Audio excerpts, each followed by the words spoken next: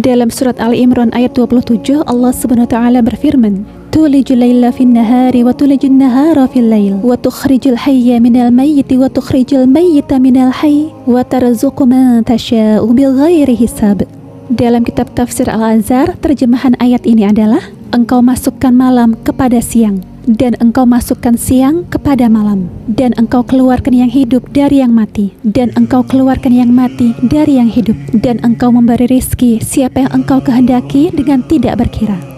Pada pangkal ayat 27, Allah Subhanahu wa taala berfirman, engkau masukkan malam kepada siang, dan engkau masukkan siang kepada malam.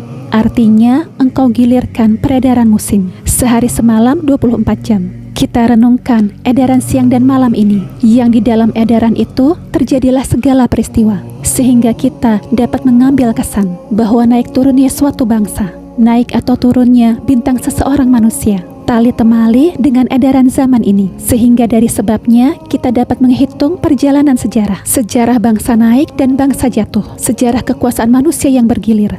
Dahulu budak jajahan, sekarang umat merdeka. Dahulu dipertuan, sekarang menjadi yang terusir. Kita saja yang kadang-kadang payah menghitung sebelum tahu. Tetapi kemudian kita mengakui kebenarannya setelah melihat kenyataan.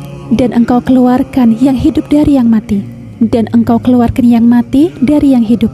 Dilihat ke segala yang kecil, tampaklah dari telur yang belum bernyawa timbul seekor anak ayam dan hidup. Dan dari ayam yang hidup keluar telur yang belum bernyawa.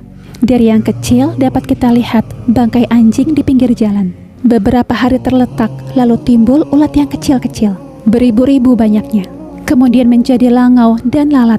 Maka keajaiban pada mati dan hidup, hidup dan mati pada makhluk yang kecil, sama dengan keajaiban yang didapat pada alam yang besar. Diukur pada bangsa-bangsa pun demikian pula. Allah mengeluarkan yang hidup daripada yang mati. Allah menanamkan ajaran Islam yang hidup dari Mekah, yang laksana mati karena jahiliyahnya. Berkali-kali pula Allah memperlihatkan kuasa. Dari seorang ayah yang toleh timbul anak yang soleh, dan dari ayah yang soleh ada anak yang toleh.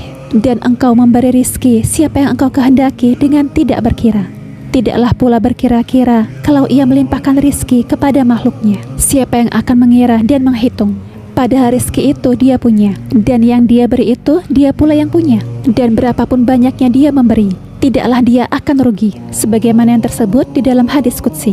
Kalau sekiranya orang-orang yang dahulu di antara kamu dan orang-orang yang terkemudian, baik jin ataupun manusia, semuanya bermohon kepada Allah dan semuanya diberi, tidaklah akan rusak dan kurang kepunyaan Allah. Hanyalah laksana memasukkan sebuah jarum ke dalam lautan saja. Jarum dia yang punya, dan laut pun dia yang punya.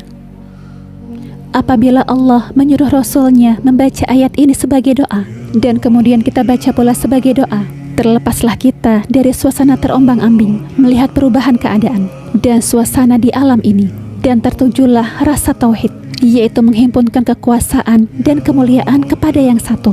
Maka bersyukurlah kepada Allah ketika diberinya karunia, dan bersabarlah atas percobaannya seketika dia cabut. Tetapi apabila iman ada dalam hati, perubahan keadaan tidaklah akan merubah hati. Sebab semua kita dari Allah dan akan kembali kepada Allah.